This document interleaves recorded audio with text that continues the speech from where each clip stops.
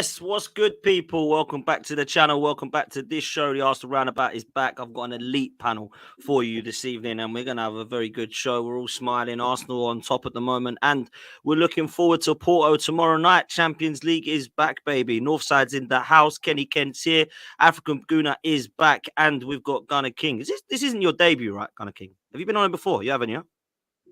Maybe. No, I think this is my first time on your show. Yeah. Bro, you're always welcome, you know that, and welcome for your debut on the channel, man.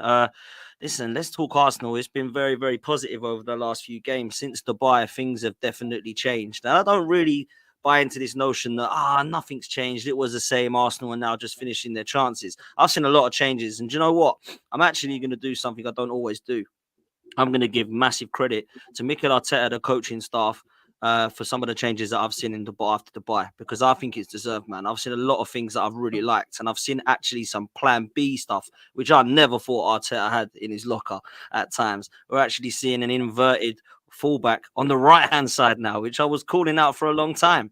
If it can't be on the left, go put it on the right. That's now happening. We're starting to see set pieces improved. Kai Havertz and Trossard starting to interlink a little bit more. And you know what? We haven't just been beating teams. We've been demolishing them. And it's been a joy to watch, man. This is all we ask for. This is what we want to see Arsenal doing, showing some elements of their game from last season that we were massively proud of. So, Gunner King, seeing this is your debut, mate. Talk to me. How have you found the last few games of Arsenal leading up to this Champions League game, bro? Yeah, I mean, look, I've been really, positive. Really happy about what I've seen in the last 5 games. I think like when we were going through a bit of a difficult time, I mean, players like Saka and Martinelli's form was being called into question. I've always said that I think Saka and Martinelli, especially amongst other players, have been a bit burnt out. I think where we had so little squad depth last season, I think that rolled into this season. We rotated our first 11 last season less than any other Premier League club. So I think what we've come into this season with an element of is a number of our best players probably being overplayed. And I think the only thing they needed was that break. Truth be told, I think that break in Dubai, a chance to kind of take their mind off things, a chance to recuperate, a chance to kind of bond a bit as well, because they all took their families, and took their mind off things in that way. I think it did them the world of good. I think, the tactical changes as well, that you mentioned, using Ben White in that inverted role.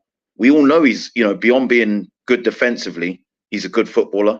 He's a good footballing IQ, something that he probably could have adapted to, which has allowed Kiriro to come in on the other side and kind of tuck in to a back three when we go into that 3-2-5 shape. And that being something he's more accustomed to, being a natural centre back. But I think the main positive change for me has been Kai Havertz and the way that he's used him. I think one thing I've called for a lot, I just think Trossard is our best finisher. And I think where we've struggled for goals, there have been times when I've been crying out for Arteta to play him. I think before the Christmas break, he tried to start him a few times, but he doesn't have that physical presence that Havitz does. So I think like Havitz playing off him, playing a bit closer to him, offering that physical presence that Trossard's game lacked. He draws in players, leaves space for Trossard, and we know that Trossard in that false 9 role, beyond being a good finisher, there are creative elements to his game that I think can bring other players in. So I think Havertz in this role, playing closer to Trossard, has in turn unlocked Trossard, unlocked Saka. We're starting to see Saka at his best again. Martinelli and Odegaard, we're starting to see them contribute and look their best again. And I think that's been the most positive thing. I think this season we've got better defensively, but the last 5 games, I'm seeing us have that defensive security, but bringing some of the fluidity and the attacking verve of last season. And that was the question I was asking going into this run-in. Can we connect the two together? Because if we can, anything's possible. And that's the way I'm feeling right now. Just really positive about the fact that it's looking like, the attacking season of last season, but the defensive security of this season. We've conceded 2 shots in our last 3 games, and one of them was against Liverpool, mind you. So, 21 goals scored in 5 games. We've only conceded 2, and to only concede 2 shots on target in 3 games. Wow, Listen, there's a lot of that. I agree with you there. I think the Kai Havertz thing is an interesting point. I'm going to put that to you, African Gooner. You and I have said that on many occasions we don't really want to see him in this left 8 position. He's not really playing in the left 8 position as much. And actually, what I do think he's improved on is some of his late runs into the box. Now, what I will say, I'm not going to start waxing lyrical about Kai Havertz because he's still got a long way to go, in my opinion, right? But in the last couple of games, I've at least started to see a little bit of what he's about. None of this keeping it safe, just passing it backwards crap that I was seeing, that I was actually, if I'm honest, getting really pissed off with. I didn't think he was doing anything. And people were starting to tell me that he's like really transforming us and stuff. I didn't see it. But actually, do you know what? I don't think there's been anybody that's been bad in the last few games, man. So where are you at with this one, bro? No, absolutely. I think, we discussed about that chance against Liverpool where, one-on-one, he should have done a little bit better. Saka kind of saving the day and finishing it off on a plate, really. And I think since then, we've seen a different Kai Havertz, one that's bringing the ball down, one that's interchanging across the front three, one that's coming deep in, playing beautiful triangles with Odegaard. And for me, I totally agree, Dan. I don't think he's there yet, but he's looking way more lethal than before. And I don't know if that's because of just confidence, if that's because he's understanding the team and the players around him, or is it because of the change in position of Trossard. But I think, moving forward, he needs to continuously do this, right? I want to see him take more clinical shots, in the corners. I think Gunnar King mentioned Trossard being our most lethal finisher. For me, it's Martinelli. I mean, Trossard is a good finisher for sure, but for me, it's Martinelli. And I think I need to see Kai Havertz start getting to that point. I think on thinking about the headers and stuff, I still think he's not really strong at that. Yeah, he's winning it, but when we're talking about winning headers, from a David Raya goal kick, he's doing well. He's able to hold the ball, but when it comes to Saka or Martinelli crossing and him having to score from the header, I'm still not there yet. But overall, quite positive. And I think it's what is really interesting for me to kind of say, and the fact that I'm thinking this, the fact that I don't think we should change the team tomorrow is kudos to Kai Havertz, because he's obviously doing the job so well that everyone now is saying, hey, even if Jesus was back in the team, which we know he isn't, he hasn't traveled, but even if he was for tomorrow, I don't think that he should be back in this team. So, and that's the same with Thomas Partey. So kudos to Arteta, as you said, and the coaching staff.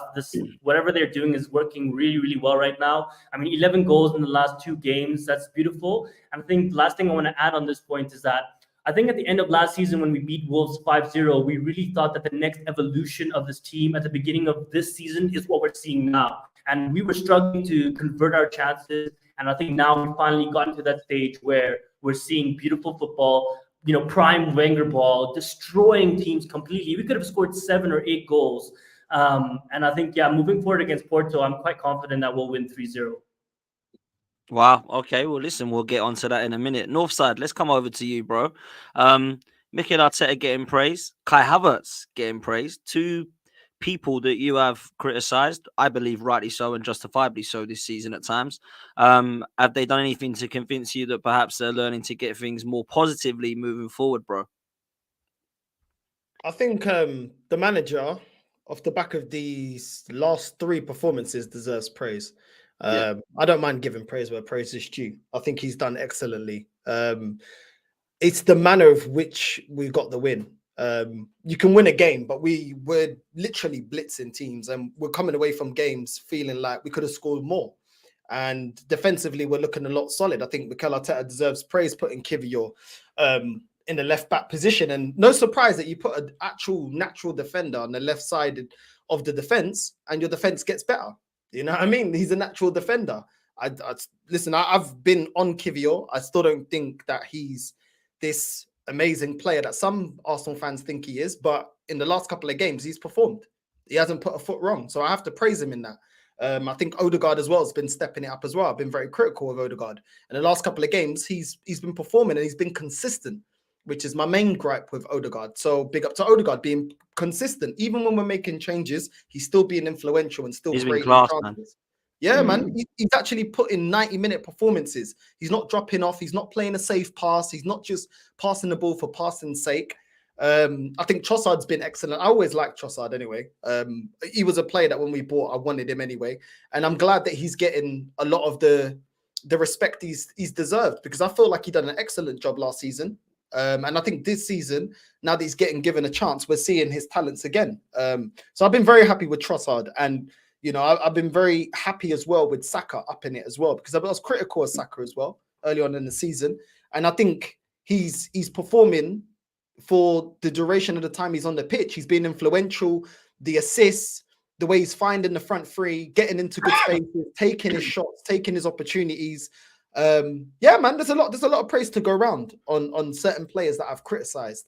But for me, the Kai Havertz one, I think people are stretching it. I'll be real. I think I don't see how people are saying that Kai Havertz now is playing this amazing. I think he's just playing better than what he was before. I don't think he was rubbish. I just don't think he was that great. You know, people saying he's playing little triangles. Any other midfielder can play little triangles. You know, at the end of the day, Kai Havertz has performed against West Ham and Burnley when the whole team is performing well. And he's performed decently, but I don't think he's influential to the way that we play. We're winning. For me, I feel like we're playing well despite of Kai Havertz. He's not offering me anything that I'm not seeing more from somebody like Odegaard. Odegaard, the way he's playing, he's very influential in our final third.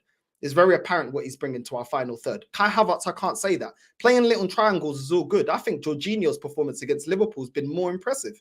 I think Jorginho was more influential in the two games that Kai Havertz has been playing. I'll keep it real. I think Jorginho played, when he was playing against Liverpool, I think he done a lot more than what Kai Havertz is doing. And for me, I'm never going to be impressed with Kai Havertz until he ups his game, because, you know, little passes around and little late runs into the box for me isn't enough. It isn't enough for me. I need to see more from a player like Kai Havertz. I still believe that with Kai Havertz, he's a luxury player. I think he should be used more of an impact sub. I don't think outside of scoring a goal, he offers you much. He doesn't offer you anything you can't find on that bench, in my opinion. And I think Jorginho is a better suit. And I think when we come up against better opposition, I think it will become more apparent that we are carrying Kai Havertz, and Kai Havertz isn't that great. He's doing the basic stuff decently, but he's not as influential as people think he is. You know what I mean? So there's so many opportunities that were created from Odegaard, and I can't say the same for Kai Havertz. So, and when people say that he scored goals, for me, he doesn't score enough. He doesn't score frequent enough for me to justify him being a starter on the pitch. You know, if the only thing you excel at is scoring goals, then I need a lot of goals from you. For example, in Aubameyang, the only thing he excelled at was scoring goals, but he scored a lot of them. So you can excuse that. Kai Havertz, he's not an amazing creator, and he's good at getting a little header or scoring 1-2 goals, but he doesn't score enough. Let's keep it real. For the amount of appearances that he's had, he's got what, 5 goals? In how many appearances? It's not the greatest return. I'd rather use him as an impact sub. If we need a goal, if we're down, if we're chasing a game, bring him on. Or if we want to, you know, get an extra goal and then shut up shop, bring Kai Havertz on. But as a starter, nah, not for me. Okay, fair enough, man. I love this from the Mongoose says, oh man, I do love a happy Northside. Listen, man, I've met Northside and he's quite a happy chappy. Trust me, when we win, of course he's happy. Kenny, let's come to you, my bro. Where are you at with this conversation around Arsenal not actually being much better, but we're just taking our chances now, and we were doing it on purpose before Dubai, so we don't get exhausted and all this? I think some of that's a load of guff, if I'm honest. But where are you at, Kenny? No, I think the latter part of the comments is pork chop settings. Let's just give teams credit where credit's due. West Ham played a good game against us. You know, they defended really well. They took their chances. They done us on set pieces. Fulham were excellent against us, and you know, Liverpool rode their luck and just had their strike's better than us in the cup. So we just have to take it for what it is. But in terms of like where we are now, we're basically like doing what, you know, like utilising what was already there. For instance, finally, we're getting to see all the sort of attributes that Benjamin White has. Remember when we bought Benjamin White, we bought a player that could play in a back three. We've got a player who can play centre half. We've got a player that can play in midfield as well. You know, I had him more as a DM, but he was always good on the ball. So the inverted role was something that I think he could do, and he's shown what he's all the attributes what we signed. In terms of Trossard, we know he's got the best football brain in the team, and we know that he can create chances out of nothing. And you know what I mean. He has that je ne sais quoi in front of goal. So all these strengths they're finally displaying. Of course, Martin Odegaard as well is in fantastic form. You know, if you give Martin Odegaard space, he's going to kill you. If you get him closer to the front three, he's going to kill you. And he's able to utilise those strengths. He's been sublime. You know, for me, in both games, he's arguably been the man of the match. And also, you've got to look at, you know, like the whole team as itself. You know, Kivior, he's a good defender. You know, one-on-ones, he's always going to be better than Zinchenko. So in that respect, everyone's up to scratch in terms of getting more out of themselves. In terms of Saka, the fact that we're having the discussion about whether he's world class or not says a lot about how well we've been doing in the last 5 games. We're finally having that conversation. We weren't having that conversation before Christmas. We were doubting him. I was at the Fulham game. People were giving him both barrels. So that's where I think we're improving. We're just getting the best out of all the players now. They're now coming into form and they're displaying the attributes what we bought them for. Same with Kai Havertz. Obviously, he is what he is in a team, but certain things that he's good at, i.e. bringing players into play, creating space for other attackers, that's what you want from Kai. Obviously, you want other attributes where he can hold the ball up. He did quite a good job against Liverpool 2 weeks ago. So everyone's coming to the party. But you know one person, right, who everyone neglects to mention, and it ain't the manager, it's David Raya. I think friends of Aaron should drink hemlock now. Drink hemlock, because you guys, and you know, I know who you all are, and I've seen all your podcasts. You guys are killing this guy because he had the temerity to replace Aaron Ramsdale, local lad Aaron Ramsdale, when I was saying at the time that David Raya will give us more as a team. He's better on the ball.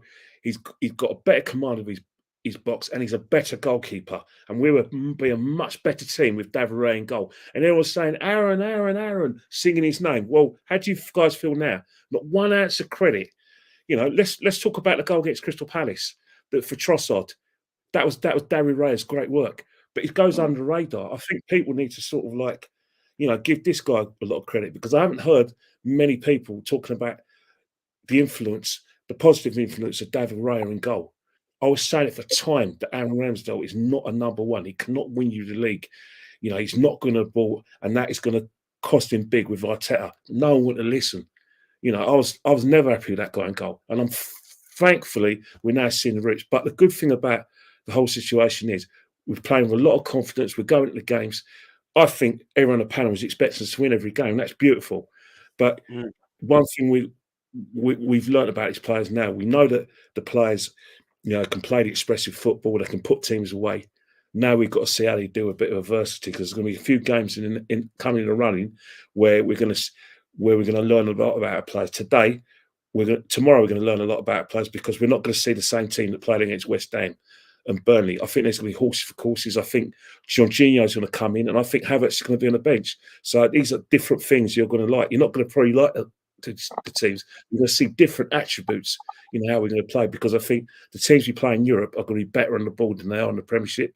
But as I said before, all the strengths that the players have, we're going to need to see it tomorrow and for the end of the season. I think we'll be a better team. But the frustrating thing about this is that we can win every game, but if Liverpool, Man City of every game, we're not going to win the league. But that's the beauty of it. Who blinks first? That's how I look at it. But as long as we're in that situation, I'm happy. Bring it on. Yeah, absolutely, Kenny. Listen, I want to touch on something you brought up, actually. Babs, welcome to the show, bro. Thank you so much for jumping on, as ever, my friend. Listen, let's talk about what Kenny was saying. We were mentioning Kai Havertz previously. Mixed bag still from the chat and from a few people on the panel about him, but definitely improvements as far as I'm concerned. I actually feel as well like Kenny makes a good point about David Raya. No one's talking about Aaron Ramsdale or David Raya anymore, which means now David Raya must be doing all right. And the stats prove he's doing all right. The clean sheets prove he's doing all right. Do you think he deserves a little bit more credit than people are giving him? Just because we're battering teams doesn't mean that he's not having a good game? I think definitely, in the sense of, I think if he has a poor performance, everyone's quick to mention it, right? So I think it should be almost both standards. If the player does poorly, talk about it. If a player does well, you talk about it as well. But I think in the grand scheme, Mikel Arteta doesn't want to speak about David Raya because that's what a good goalkeeper is. You don't speak about it. He doesn't have to make good saves because your team's good defensively. He does the little basics correctly. But I think his cross claim has been amazing. I think he's got like the highest percentage of cross claims in all of Europe by quite a mile. And I think that's what Mikel Arteta talks about. He talks about, the whole winning the boxes and all that type of stuff. He wants a goalkeeper that can come and claim across, right, and just secure it. And I think the difference with Ramsdale was he had very good highs, but very, very low lows, and he was too inconsistent. Mikel wants like a 7 out of 10, 6 out of 10, 8 out of 10, doesn't want to drop off the 3 or 4. And Raya made a few mistakes early on, but we have to realize that he had no preseason.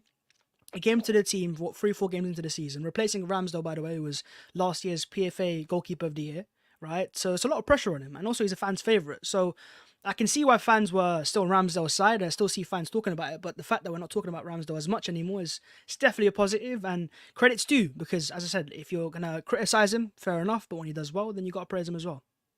I think I saw a stat very quickly about him claiming balls into the box.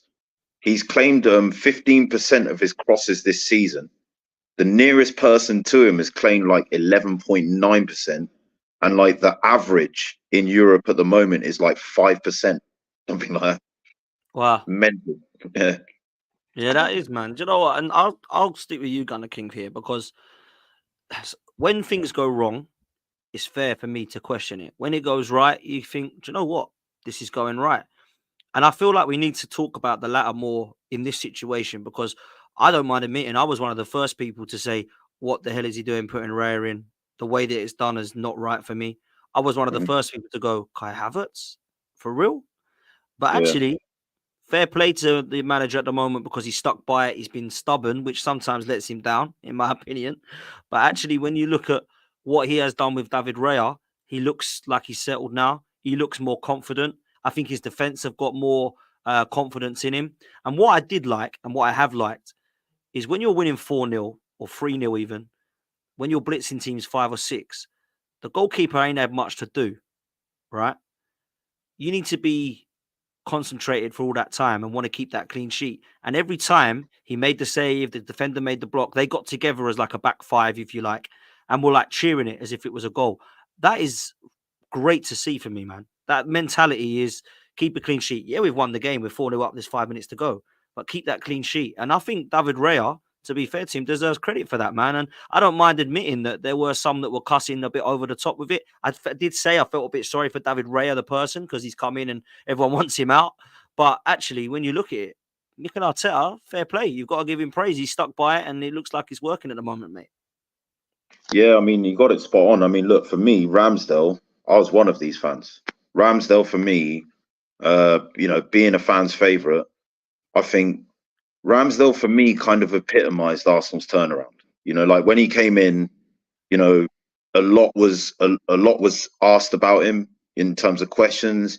You've come from a relegated side. What are Arsenal doing, paying 25 million for him?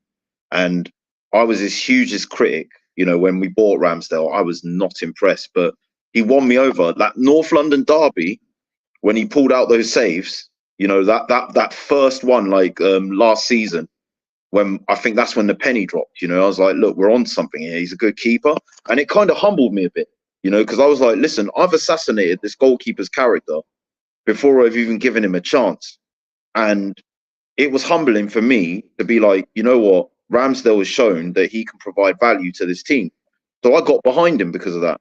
With him being English as well, I think that sort of imparts more of my bias towards him, where I was just like, look, I really want this guy to succeed. And I thought, you know what? After 7 years of not being in the Champions League, he's the goalkeeper that was behind the sticks that got us there.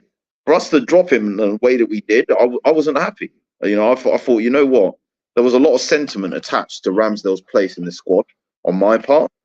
And it's not to say I came out and cussed Raya. I didn't make it about David Raya. I made it about how I felt about Ramsdale.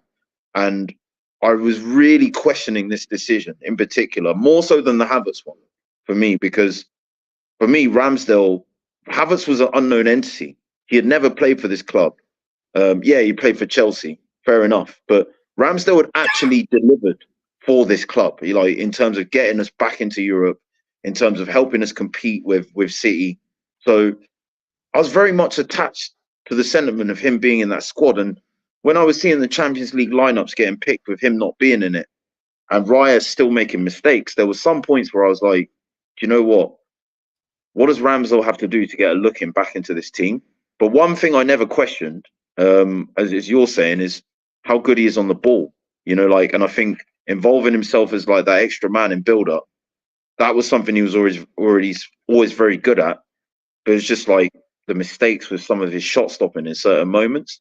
But I think what's really good to see now is it is being talked about a lot less because, you know, people can see that value that he's adding. You know, like that we've got so much better control with the ball, you know, with Raya between the sticks because of what it's not so much the saves, it's what he offers you in build up, you know, like some of the, you know, sort of distribution moments that he's made that have led to goals. We're starting to see it now. And I think it's a lot better now to see even, you know, his worst critics from when he came in, you know, starting to see validation in why Arteta made this decision. And it's sad for Ramsdale. I still feel sad for him. You know, he's always going to be a gunner to me because of the moments that he brought me last season. Okay, we didn't win something, but the first time that you could actually believe in 2 decades that Arsenal could win something, and Ramsdale was a big part of that. But Raya's taken us forward. Yeah, I think I can see that. So, yeah, you know, you've got to put the team first at the end of the day before any player favourite. You know, beyond any sentiment, I want to see Arsenal succeed. And if that's got to come at the expense of a player that I perceive as a favourite, then it's unfortunate. But that's the reality that we have to deal with.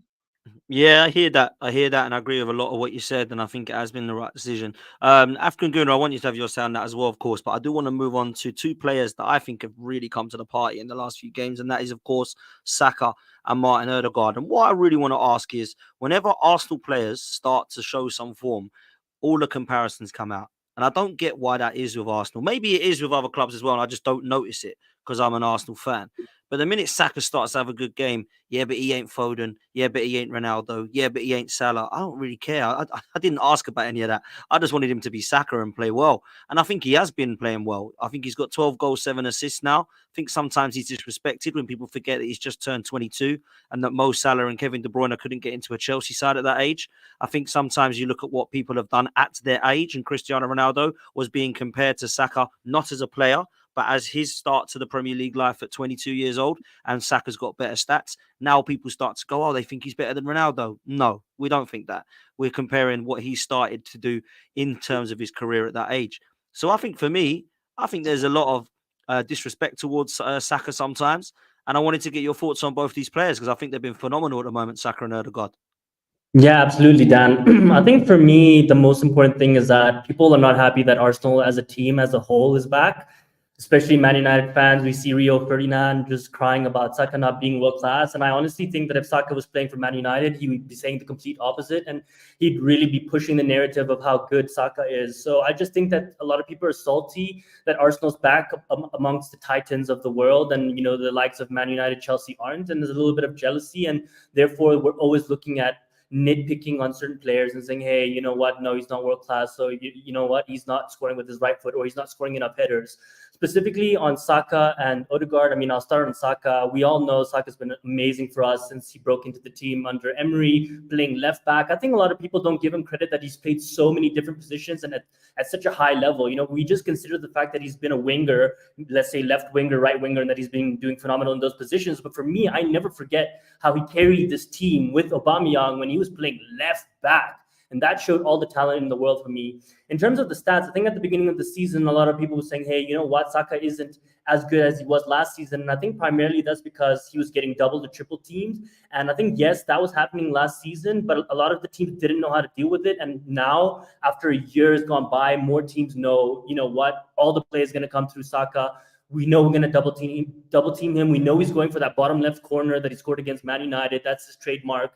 And therefore, it's been a bit harder for Saka to kind of put up the numbers, but we've seen statistically he's he's basically matched his stats for last season, and we're only halfway through the season. So absolutely incredible from Saka. He's getting way better with his right foot. We saw his finish, obviously, with his right foot, top of the corner, top right corner. I mean, he has that in his locker.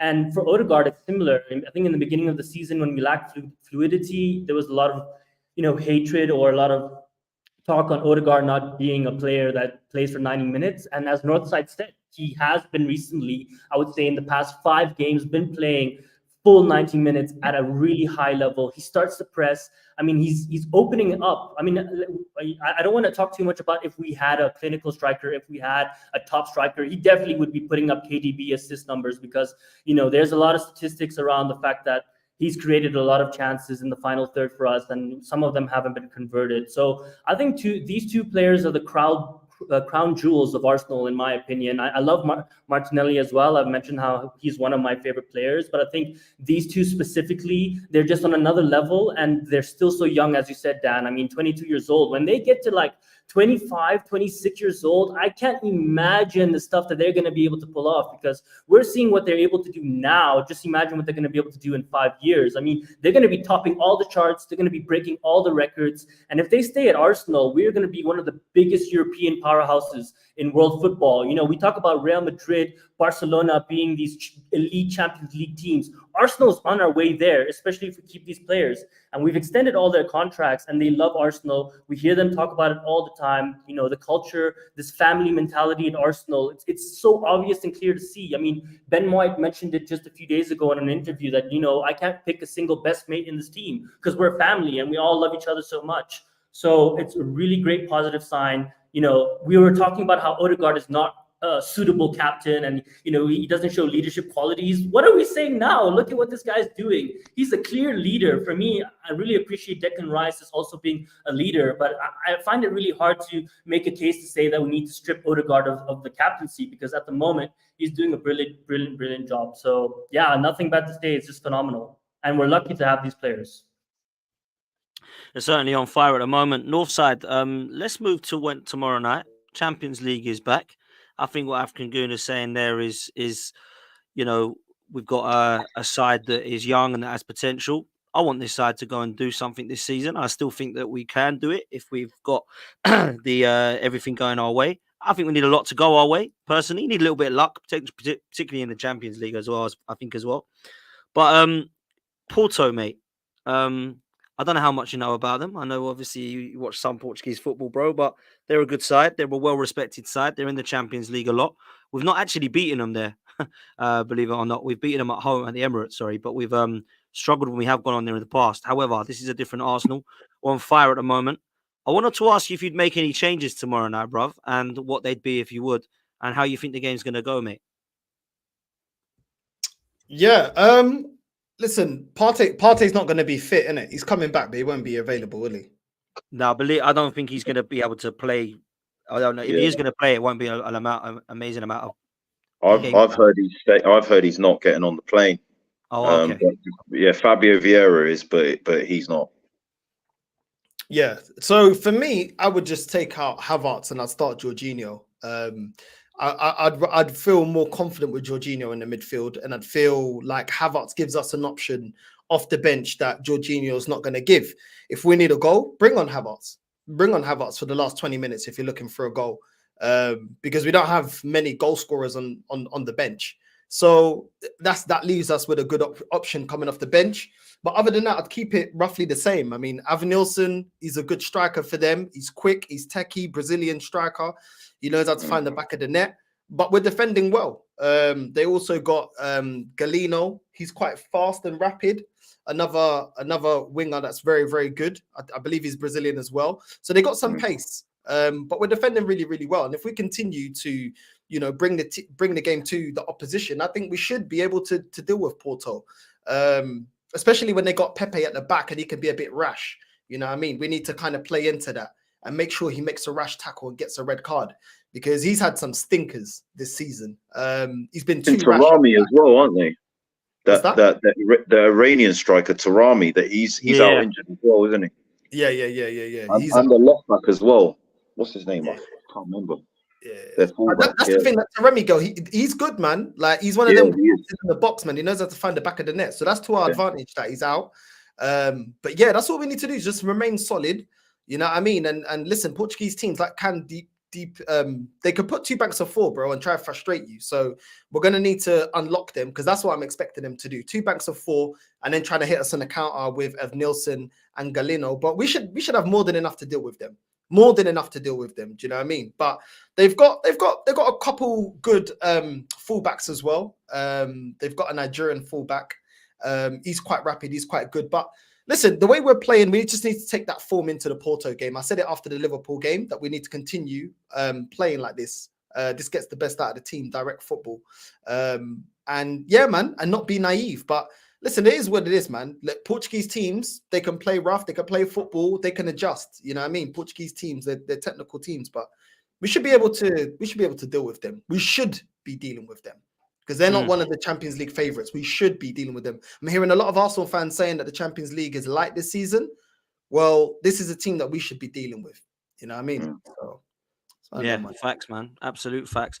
Kenny, in terms of a team, we have got some players back that are coming back, but still no Zinchenko, still no Jesus, still no Tommy Hasu. I don't know what's happening to him. He's come back from the Asian Cup. Mitoma and Son are playing every week, and this guy seems to be away. But would you make any changes tomorrow night, bro? Because I personally wouldn't. I would keep the same side. I like what I'm seeing. But what about yourself, Ken? No, definitely. You know what? If Tommy Asu was fit, I'd have left out Kivio and played Tommy Asu instead of him at left back. But in terms of midfield, I will drop Kai Havertz for this game because I think that in Europe we're a better team with Jorginho in the midfield.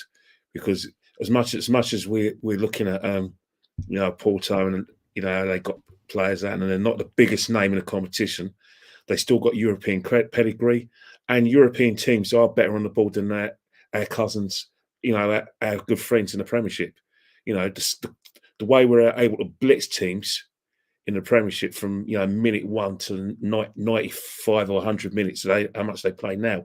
In Europe, it's not quite that. You can't kind of earn your right to win these games in Europe. And the best way to do it is be compact, be better on the ball, and have a bit of control of possession. And I think Jorginho would definitely give us that. By all means, I do think that we are the better side, but we're not going to have it our own way. We're going to have difficult periods where the onus is going to be on them to try and take control of the game, because at the end of the day they want to get something out of this first leg. They're at home, so they want to go into the Emirates with something. So it's not going to be as easy as before. That's why I think with Kai Havertz, we don't have that control midfield when Kai Havertz is in the game. So I'll keep him on the bench. By all means, bring him on in the last 20 minutes to see if we can get something. But start of the game, controls. That's what I really, really want. But apart from that, the team doesn't change at all, apart from that one position. And I think Mikel would drop Kai Havertz and play Jorginho both days games home and away against Porto. Interesting, man. Interesting. I'm going to come to Babs in a sec. Northside, I don't normally do this, but can I just get you to answer or comment in the chat? Because this annoys me, man. I know that you get this. I know Lee gets this. Kenny gets this. There's a Northside no chest today when Arsenal win and do well. And the reason I bring this up, and this ain't debate you out, bro, because I know I wouldn't do that to you, but I know you'd answer most questions. I don't get stuff like this. None of this makes sense to me because I know you well. I know Kenny well. I know all of you well, to be fair, right? But I look at it and I think Arsenal are winning. And then the first thing that people do is they go to people that sometimes question the club and go, "Where's your chest now then? What's it all about, bro? I don't get it." Like, LB, love for watching, love for the comment, but what's it all about, man? Why throw digs like that? I don't get it. Do you know what? Do you know what it is, bro? The problem is that they criticize you if you're annoyed at the team, and then they criticize you if you're happy. I've not bashed anyone. I've come on here and said that I've given praise to Odegaard. I've given praise to Kivio. I've given a certain level of praise to Havitz. I said he wasn't rubbish. I just said that I would prefer him on the bench. I didn't say he was playing rubbish. And they got a narrative to run with, bro. That's all it is. At the end of the day, everything that I've called out in the past, did other Arsenal fans not say that our bench was light? Did other Arsenal fans not say that we needed another centre-back to come in to be brought to the club when we got an injury to Saliba? Did other Arsenal fans not want a striker in January? So what have I called for that other fans didn't see as well? But because I say it with chest, they got to say all of this. Listen, it is what it is. At the end of the day, it is what it is, bro. At the end of the day, I'll praise when praise is due, and I'll criticize when I think things aren't going right. And I'm not going to allow, just because the consensus around the club is always to be positive. If there's something that needs to be called out, I'm going to say it. If you don't like it, I don't care. Because I'll be back tomorrow saying it on my channel. So it is what it is, bro. At the end of the day, yeah, of course I'm going to be happy if Arsenal win, especially when they do what I want them to do. I wanted our performances to match our results, and that's what we've been doing against Burnley, West Ham, and Liverpool. So why am I going to complain for? We're not in the transfer market anymore. It's closed. So I'm talking about what we're seeing right now. I still stand on the fact that I don't think that we're going to win the league because we never addressed one of those 3 issues that we needed to strengthen. So it's one of them ones, bro. People just want to label people as toxic and negative, but end of the day, I just want what's best for my club, whether you agree with me or not. Also, you know what it is? Because I know Dan don't want to be in too long. It's hate by association. Because we're very close and we work closely with Lee Gunner, the majority of the fan base hate our guts on association. So anything we say is going to be toxic. There's a few pork chops right now last week in the chat who were giving us barrels when we were praising the team. There's going to be a few pork chops out there going to be having a go. Mark Hamilton, pork chop.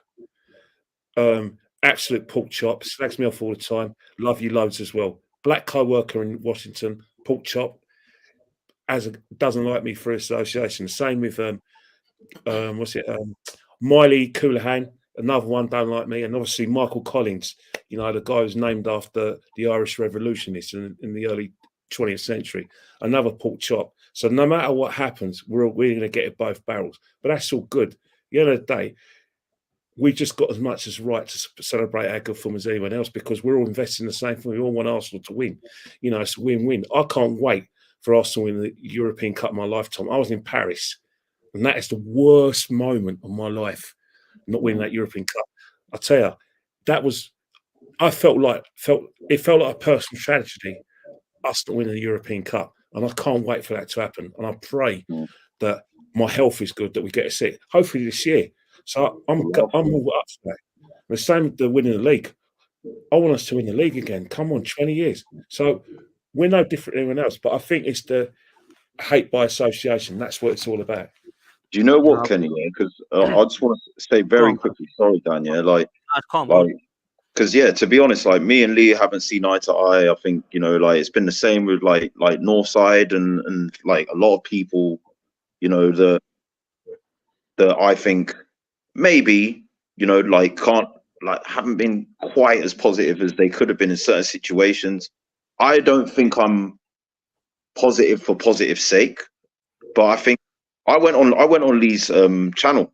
Do you know what I'm saying? And like we said, look, have it outright, innit? And like we went on, and at the end of the day, whether we agree or disagree on certain things, one thing that can't be questioned is we all want the same thing for this club. 100%. Do you know what I'm saying? Like, and I think I saw that tweet, when you were all like, when you were giving your match ratings, and I retweeted it, and I was like, look, I was supportive of it massively because it's like, you know what, this is what we want to see, innit? Like, do you know what I mean? Like when things are less positive, then they're gonna have their opinions, and some people are gonna feel a worse way about that than others, and they express that. But one thing I have to give you a lot of credit for, and like Northside today, and yourself and Lee, is when it's turned around and it's been more positive, you've been man enough to say that. And for me, whether or not we always see eye to eye on things, I can only respect that. Do you know what I mean? Like where you've been like, you know what, there have been more positive things that we've seen, and we're willing to express that. It is, Gunking. For me personally, right? It's not personal. It's Mikel. All I wanted was someone with a bit more experience and had the. I don't want an up and coming manager. I wanted the finished article. That's all it was. Obviously, I'm not a fan of his, and I do. But the situation is, I do. I've never ever once said he can't coach. He can coach. I never once said that. Tactically, he is on it. My only beef with him was the big moments, like 2022 getting over the line for the top four and winning the title. That is just where I've had my doubts. But the situation is, he's the man in possession. So, and I'm happy with what I'm doing. Last two play ratings, I'll give him 10 out of 10 because it's fully deserved. Since we've come back from Dubai, everything he's done is spot on. He's actually made the difficult decisions that he should have been making in terms of, unfortunately, there's casualties. Tierney's a casualty. Raya's a casualty. Right now, Eddie Nketiah's a casualty. In terms of like normally when Jesus is injured, Nketiah gets hurt, but no, he doesn't want to. He's now looking and seeing, right, Havertz can give me something a bit more different there. He can hold the ball up and he can make those little runs and make space for other players. So he has to play ahead of Eddie. Trossard can give us that je ne sais quoi out of nothing. So he plays out of Eddie. So in that respect, that's where I do back him. I've always backed him on the footballing decisions that that I do agree with. I was always for Aaron Ramsdale being dropped. I knew Mikel Arteta didn't want this guy. That he was that the problem that the final straw. Not the problem. The final straw was Man United at home when we won 3-1. Aaron Ramsdale kicked him, giving the ball away in terms of his clearances, and he actually created a chance for Man United to score where they could have gone 2-1 up. So that was a final straw. So I do agree with a lot of what he's done. It's just certain things in terms of like tactically, especially when the pressure's on, that I've had issues with from day one. But I'm here to be proved wrong. Yeah, absolutely. This is the thing, man. But listen, I got to go. But yeah, that's the thing. Listen, all I'm gonna say, Dan, it is what it is, man. Listen, some people are gonna like you, some people are not gonna like you. It is what it is. Some people also forget that we're all from different backgrounds, and I'm not from the background where at the end of the day, the reality of life is it's not negative to call out things that aren't good. Sometimes life isn't positive, and it's good to call them out. How can you ever get better if you never call yourself out or call out what's not good?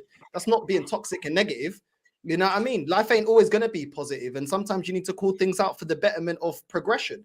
And that's all it is. And for me, I just feel like football fans, it just depends on how you see life. If when things go wrong in your life, you call it toxic and negative to call it out. Or if you're somebody that looks at it and says, you know what? I need to be accountable of certain things and I got to change certain things. And that's not toxic and negative. That's just to progress in life. And that's the way I look at football. It's not toxic and negative to call things out. Do you know what I mean? Because there's times I've had to call myself out and hold the same energy with myself. It's the way I look at life. Accountability. Do you know what I mean? And I've held the most accountability with myself in certain things I could have held excuses for and not achieved certain things I've achieved in my life. But I hold myself accountable. And that's the only way that you can progress instead of burying your head in the sand, hoping that things are going to come good. But it is what it is. People see life differently. People see football differently. It is what it is. But love to the panel anyway. And love for having me on, Dan. And yeah, man, I'm out. Love. Northside. No, listen, it needed bringing up, and I'm glad we discussed it in a sensible manner. So big up to yourself, Northside, and big up to all of you, yourself, Kenny, as well. Babs, let's move to Champions League and Arsenal. Those two things sound really nice together. But Champions League and Arsenal, I would absolutely love to win this competition, man. I'd absolutely love it. Can we win it this season? And if you believe so, then why do you believe so? I believe so because I'm a deluded Arsenal fan. That's the first answer. But I think more importantly, I think it's a thing where I'm realizing that if we go to the Bernabeu, first we have to be Porto, but if you go to like a Bernabeu or, a Bayern Munich away, if they go through, that will be the real test. And I can expect us to dominate maybe or do well for the first 50, 40 minutes, but I wouldn't be surprised if they caught us on the counter. So we're going to unknown territory for this Arsenal team and Arsenal in general for the last 12, 15 years. So I can't really, with the Premier League, I know what to expect towards the end of the season. What could happen, what could go wrong, what could go right. The Champions League is very hard to predict because you don't know who you're going to get. If you get an easier draw, then maybe Arsenal could, look at last year Inter Milan and their route to the final. It wasn't as hard as Man City's was. And so if you can get to the final and that's a one-off game at Wembley, we all know that Arsenal are pretty good at those games, especially at Wembley. So do I expect the Champions League win? No. Am I going to believe deludedly? Of course I am, because I'm an Arsenal fan and that's what I do. I like to be hopeful. I like to hope for the best sometimes. But yeah, I think in terms of like this game against Porto, and I know the panel mentioned earlier that Havitz probably should be benched or shouldn't start. I completely disagree. I think Havitz should definitely start because in the last two games, a key part of our attack being good is Havertz and Trossard working together. So why would you take out a duo that's making chances for themselves, working together? Because the goal to Trossard scoring is because Havertz is making him space. I mean, the example was his goal against Burnley. Havertz goes for the ball initially, Trossard's in space, smashes it in. So it's almost like a strike partnership, a big man, little man partnership. And we saw it in little spurts with Jesus and Havertz. Remember that Luton game as well, where they kind of combined. Yeah. But now you've got a player in Trossard who kind of suits what plays alongside Havertz. Havertz can go up front when he needs to, drop back into midfield. Defensively, he's very sound. That's why Mikel Arteta starts him so often. So I could hear the answer for control, but if our attack is firing like it is and Havertz is picking up form and he's helping Trossard grow and he's helping the other players grow as well, I don't see why we have to. Control would be necessary if, Martin Odegaard wasn't dropping deeper anymore and you didn't have Declan Rice there. Rice and Odegaard are forming a nice little pivot. They're controlling games now. And that's why even Thomas Partey is going to have to earn his place back for me. Because Partey was in his team because he could progress the ball fantastically, right? And we were struggling for that in the first half of the season. But now you got Martin Odegaard doing that. He's dropping deeper, sometimes next to the centre-backs. He's playing passes forwards. So we've got a nice little balance right now. And I wouldn't change that for Jorginho, even though I like the player. And if maybe in the second half, Porto come on to us maybe. But I expect them to be defensive. I think defensively they're very good. I've seen their numbers in the Champions League so far this season. So if they're good defensively, we have to go for it. And Havertz is good defensively. He's improving going forwards and improves Trossard. So I definitely start him.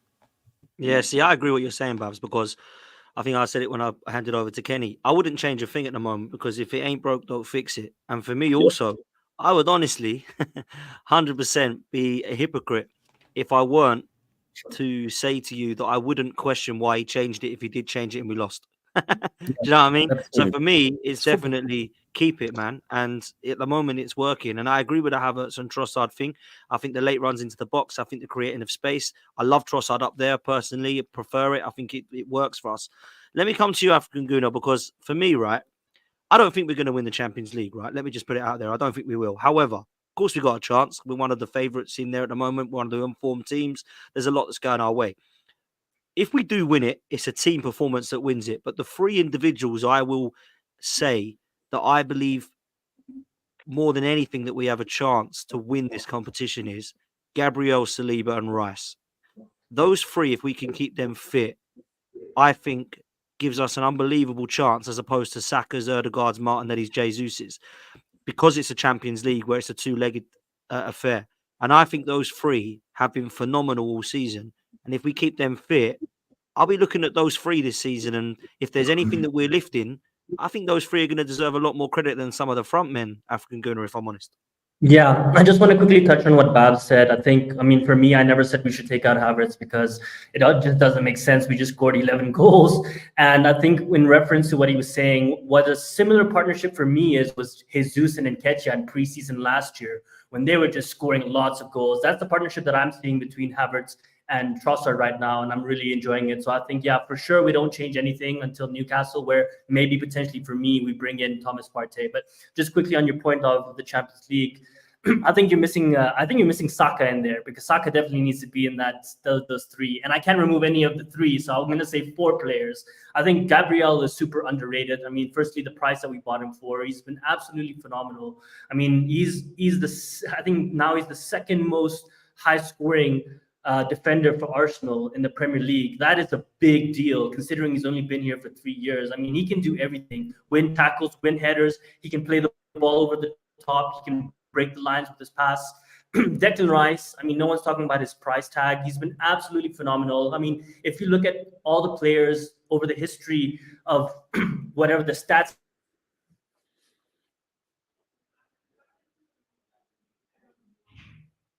Is that me or him? I think it's him, yeah. I think it's African Guna. I think he got cut off there, sorry. I think Declan Rice is the only one there that you really can't say anything about. He's been absolutely phenomenal for his price tag. No one's talking about it.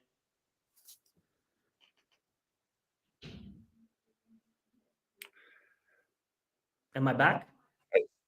Yeah, you're back, bro. Yeah, I think you're back. Yeah, I was thinking in terms of Declan Rice, he's the only player that around 100 million that hasn't been a flop. I mean, look at Anthony, you look at so many of the players, Jadon Sancho, the list goes on. He's the only one really that no one is able to say anything about because he's an absolute machine. I mean, the way he intercepts balls, the way he glides with the ball, I really love it when he just takes that touch and he just takes out 2-3 players out the game. It's kind of Thomas Partey-esque, but he just has a different aura about it when he does it. I just like, oh my God, just keep going, don't stop, because he can go all the way to the edge of the box and really just bang it top corner, as we saw against West Ham. So that has been absolutely phenomenal. And I think Saliba is just so good that we just don't talk about it anymore, because we just know he's that good, and it's the expectation that he just never puts a foot wrong. I've only seen him make 1 or 2 mistakes in his entire Arsenal career, really, if we're being honest. Maybe 1 own goal that we've seen as well. But I think these 3-4 players have been really, really pivotal. And Dan, I think we shouldn't forget, I know it's group stages and we didn't play super tough teams, but Jesus played his role in the group stages. He scored a lot of goals. It's been his competition. And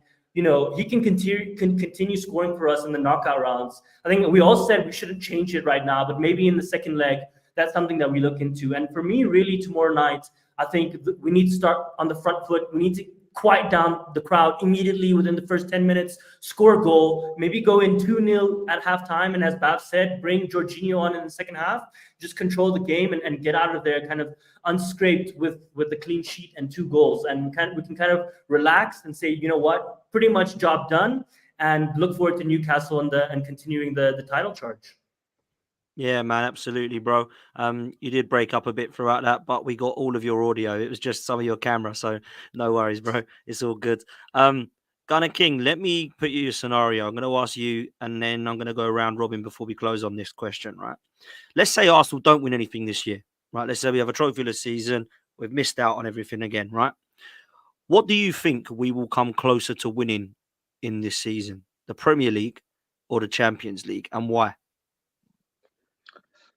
This is going to sound crazy, but I actually think the Champions League, for a number of reasons. I think what you touched on there with the 3 players that you picked out is a big part. Saliba, Gabriel, and Declan Rice. We know, the age-old adage, which is goals win you games, defenses win you titles.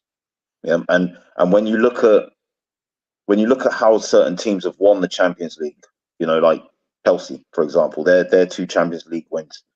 Yeah, there was a flair there. There was the attacking verve in some of the players that they had. They had Drogba's and players like this. But what was a hallmark of both of those wins was their defense.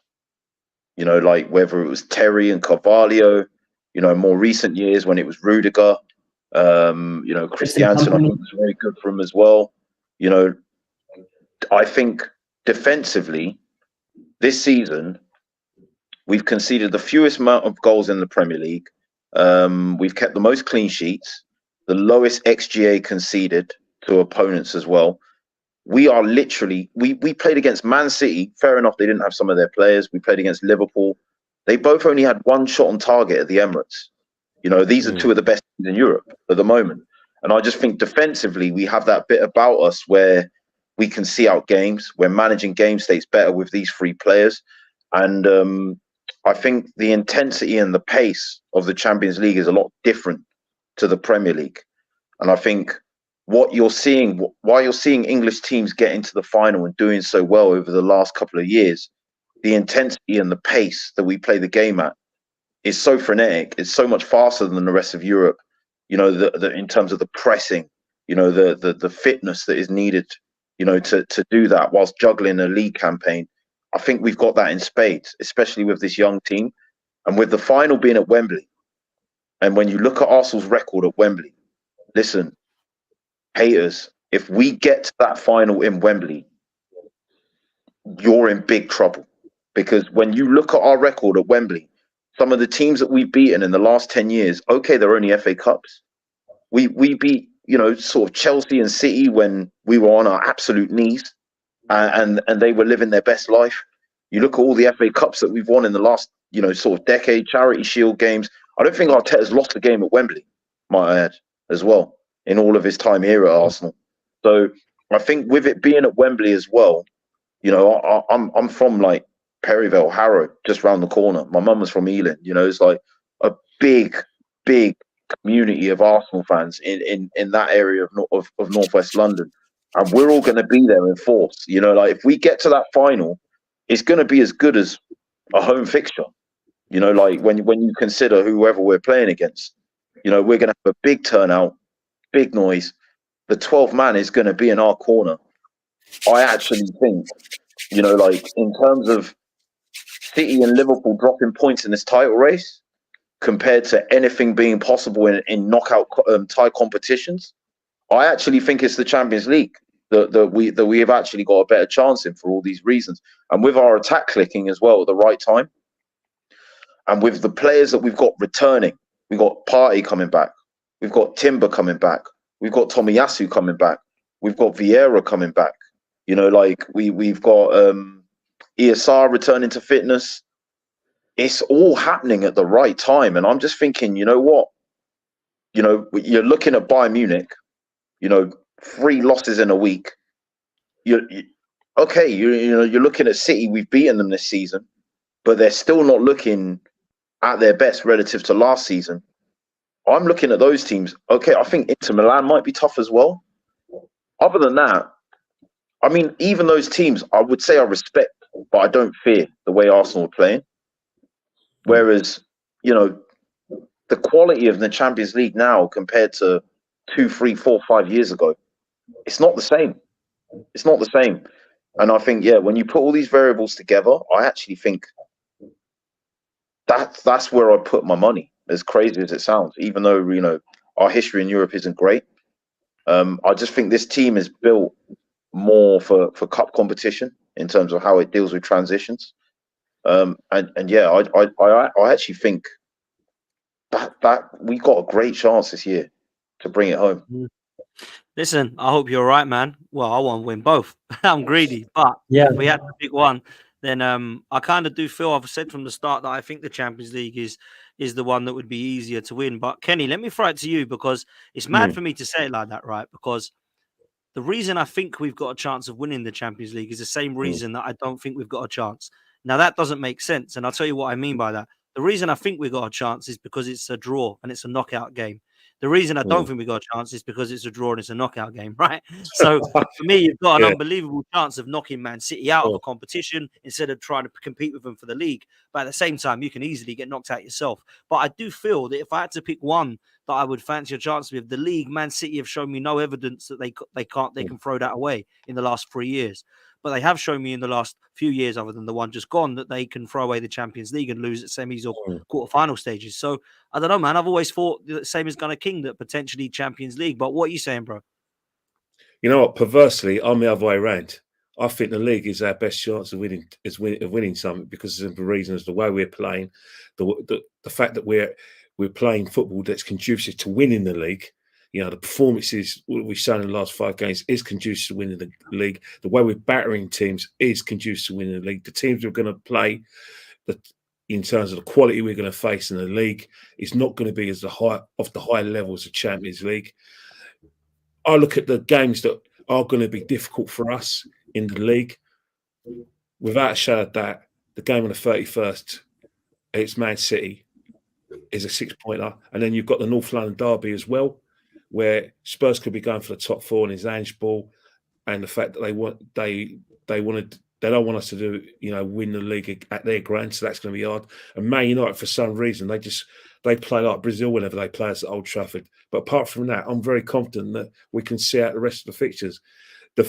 I do accept that we haven't got any margin for error because of the form of Man City, because of their pedigree, and Liverpool as well, because Liverpool beat us as well. So that's where I'm coming. In terms of Champions League, our record in Europe, petrifies me. I understand we're in great form. I look at the other teams in Europe. Yeah, Porto haven't got a big team this year, but they do have better European pedigree than us in terms of the Champions League. They won it twice, and I still think that Real Madrid are one of the best teams in the tournament. I look at Real Madrid and look how they're playing in Europe. Not only do they play with a bit of panache and flair, they also strong defensively as well, as strong as us defensively. So I do think that that's going to be difficult. Man City, the perverse thing about Man City and Arsenal is that their records against English clubs is quite similar. Man City haven't beaten an English club in the Champions League that they faced, lost to Tottenham, lost to Liverpool, and us, we've lost to every English club we played.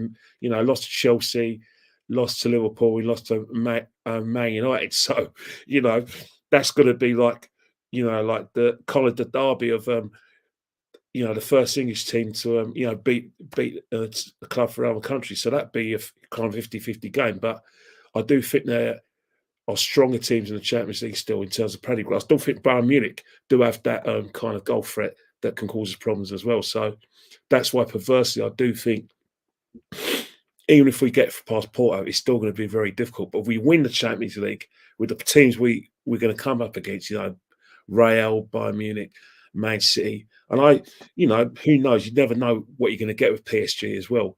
I think it's going to be our greatest achievement ever. I think because of simple reasons that I do think the Champions League is the hardest competition to win.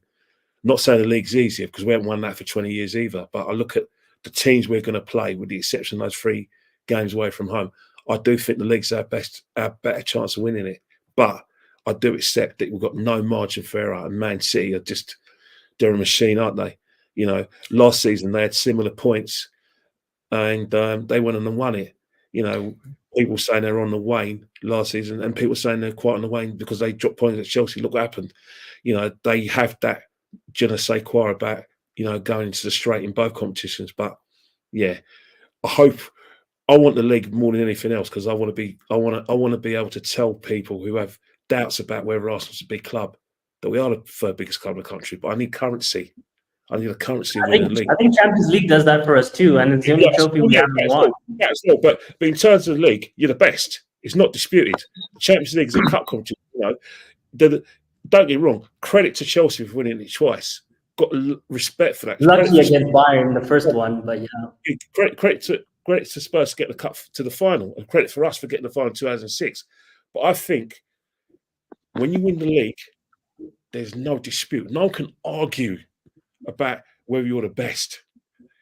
You've won the league. You've proved it after 38 games. So, I just want to ask a question. If we win the league and Man City wins the Champions League, what do you think that argument is then? If we say we're the best, don't you think Man City fans would be saying we're champions? No, over 38 games, it's undisputed.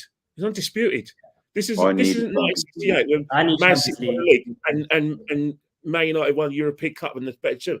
I still think after us not winning it 20 years, I think winning the league is a bigger achievement. Don't get me wrong, I hear where you're coming from because we've never won the Champions League. I've seen big clubs around Europe. If you want to be called a big crowd around Europe, you've got to have to cover the big ears. I get it. Yeah. I want it as well. But I want the league. For me, I've seen 5 league titles, 9 FA Cups, 2 Carabao Cups, a Cup Winners' Cup, 9 Charity Shields. It's the Champions League, Europa League, Club World Cup, and Super Cup. That's the only 4 things I'm left to see, and I need to see those things, man. That's it. Then I could die happy, man. You know what I mean? Then I've seen everything. Yeah, you know what I mean? I can see both arguments. I really can see both arguments. But in terms of like the question you guys asked about whether we can win a Champions League, I have my reservations. But I'll be the one. I'll be coming around yours at before the final. What day is it? In June, isn't it? Who knows? Yeah. We might go. We might. I don't know. I'll be buying anyway. I'll probably take it to either Chinese. If we make the final, I'm selling my kidney to go to the game. I'll definitely want that. But I do think the league's probably our best chance for some reason. I think when people say to me, "What do you prefer?" I'm like, always say league all the time, right? Really, but this season to shut people up, I just feel like Champions League is just going to shut the hell everyone up. Do you feel like it's thrown at me, Kenny? Do you know what I mean? Oh, you ain't won nothing in Europe. You spend too many times with Chelsea fans, though. You know I mean? Yeah, but come on, you're part of the world. You've got a few Chelsea fans that are going, you'll never sing that. You'll never sing that. Yeah, ignore them, mate. Ignore them. No, that's that. Every time I hear that song, West London, you're from West London. I get it. Like, all right. And I've started seeing a girl now who's a Liverpool fan as well, so I've got her yapping in my ear saying the same thing as well. Like. Babs is from West London as well, so he gets it as well. I'm sorry, I apologise for all the West London. We get in the neck from these fans. Can't lie, man. Let me come to a close with you, Babs. You've heard everyone's opinions, mate. Champions League, can we get close? Premier League, can we get close? And what one, if we don't win either, what one do you think we'll get closer to, bro? Oh, you're on mute. Is that me? My bad. I think we'll get closer to the Premier League title, for sure. I think Okay. we've got a more consistent team for that, and we've had more experience for that as well. So when it comes to the latter parts of the season, in April and May, we used to it. We had it last year. We had more experience than that. Champions League is different because when we get to the Bernabeu and we're in the 70th minute and it's 1-1 and we need a goal, we're not used to that. So we'll see how the team responds. I think if we win the Champions League, we need to be perfect. We need to go to every game with good form, and that's going to be hard to get. You know, you have to definitely get lucky. I mean, when Chelsea won the Champions League in 2021, there was a lot of luck involved there because they were in good form at the right time and got the right teams. So for us to win the Champions League, it's a bit unpredictable. For us to win the league title, I kind of still expect it. You know, I know it's a difficult race with City and Liverpool, but it's more in our control. Whereas the Champions League might give you a random team out of nowhere, while the Man City might get an easier draw, vice versa. So that unpredictability means it's very hard for me to even say, let's beat Porto first. That's the most important thing. Get that done with. Then we can have the talks again. But Premier League title for me, I'm still putting us as second favourites and slightly behind Man City. And I'm actually very confident we can go and do it now. I think a lot of people are underplaying Liverpool because, I mean, Kenny Ken didn't even mention Liverpool, and obviously Jurgen Klopp's The farewell. Champions I League, think. because I know it. Sorry. No, Champions for the league. Yeah, but the No, League, don't get- Oh yeah, don't Liverpool won the get- Champions League. I Got think it. it's a 3-horse race. I think if it Oh, was yeah, just Man definitely, City, I'd be a bit definitely. more confidence. But because No, it's but three, yeah. Liverpool, yeah, you're right. Liverpool definitely have they're really good. They've come back into underrated. form, Yeah, and I agree. But this is last season, so I mean, look They- at the refs 100%. already giving them favors with that non-penalty decision over the weekend. We're going to see way more than that in the next few weeks. Come on, The game thing was with done, Liverpool mate. is By their the time defenses that are penalty went in, going the to game let them was down done. for me. Liverpool were a better team from start to finish. That penalty Which one? wouldn't have made. Yeah, difference, no, would I it? know, but you get my point. It's they're Yeah, I going to hear be you, there. mate. And Oh yeah, No, there's no doubt about Liverpool are a good side. I just don't think their defense is amazing. And I think when you No, win a no, league title, you have to have a very good defense, and that's why Mikel Arteta has gone defense first this season. They've got a lot of injuries at the moment as well. Yeah, they're injuries, man. Allison, Trent, Yeah. Alexander-Arnold, Thiago, Yeah, so Jota. have we. okay. Partey, Jesus, Timber, Jones. get on with Yeah, it. but they still got Yeah, but what I'm saying Robertson. is that could be we could see a different Liverpool now that they are injured, Babs, is what I'm saying. Like it Yeah, could. and there you go. So it can get worse as well. Yeah, Look, they get they're definitely in the points, conversation. I'm not going to deny that. I just think in Yeah, terms of there's City and no- Arsenal, they're both more organised. I didn't neglect to mention Liverpool. What I did is that whenever you talk about Premiership titles in the last sort of since Pep's got the club, you always talk about Man City, and sometimes you forget 100%. Liverpool. But I do think Liverpool. Look, the other day Liverpool got the currency that everyone hasn't got. They got the points. They got Luton tomorrow, regardless of whether they're going to smash Luton. You know, obviously they're going to rest a few players because of the Carabao Cup final, but it'll be one of the biggest shocks if Luton get anything at Anfield because they've still got Salah. They still got. I think Nunez is going to play. They still Sambi got. Lokonga masterclass. Come on. Jesus Christ. We couldn't wait to get rid of him. Imagine the scene if he scored a winner. Could you imagine that? He could do, but I do think Liverpool are going to, win comfortably tomorrow. So going into that game against Newcastle, they still got that caution where obviously if we beat Newcastle, we're going to get it down to 2 points. But I do think that their first 11 is still strong enough to see them through the line. I think they'll probably neglect the sacrifice to the Europa League for the league and probably the FA Cup. I don't think that's because, as you said, they got the injuries. What does Klopp want more? He wants to go out winning the Premiership. So I do think they're going to prioritise that more than I think they're still just dangerous going forward. They're able to just score goals, and with Yeah. Salah back, I mean, you saw he came back and already 2 goals and assists. So for me, I think I agree with Babs. Defensively, nowhere near what they used to be, but I think they just score so many goals for me, and so I still think they're going to be up there. And just quickly, I wouldn't be surprised they win it. I Sorry. wouldn't be surprised they win it. Oh Personally. yeah, I mean, for sure they'll beat Luton. I just want to see Sambi Lokonga score and then lift up his shirt and have an Arsenal Did he shirt score underneath. for and us? just kiss Did he his ever ass. score for us? Beautiful When he was scene. No, for he us? didn't. No. Even Tavares scored goals for us. Even Tavares scored for us. If he Tavares scores a winner against Liverpool tomorrow, it's a lifetime contract. I don't care. Oh yeah, for sure. For sure. No, I don't think so, mate.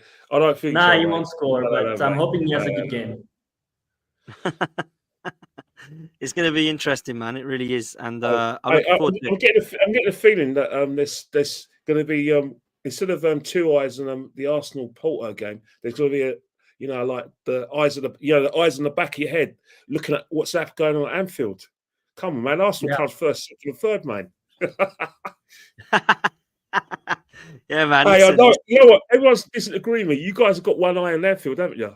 Yeah, I mean, I have one because eye on Man we're the City right top. now, to be honest. I get that. Yeah, listen, it's going to be an interesting one, man. Listen, I'm going to leave it there. Make sure you do us a favor, people. Make sure you like the video. Make sure you subscribe to the channel and do me even more of a favor and go and follow the panel, man. Make sure you go to Northside LDN. Make sure you go to Kenny Ken on Instagram. Make sure you go to African Guna on Twitter and Gunner King as well. His Twitter handle is there, Gunner King 14. And I think you're already subscribed. But if you're not, I don't know where you've been. Make sure you go follow Babs as well on all of his content. People, we're out of here. Let's hope that we can go and get the job done at Porto. And we're back for some match reaction afterwards. Take it easy. We're out of here. Peace. Peace.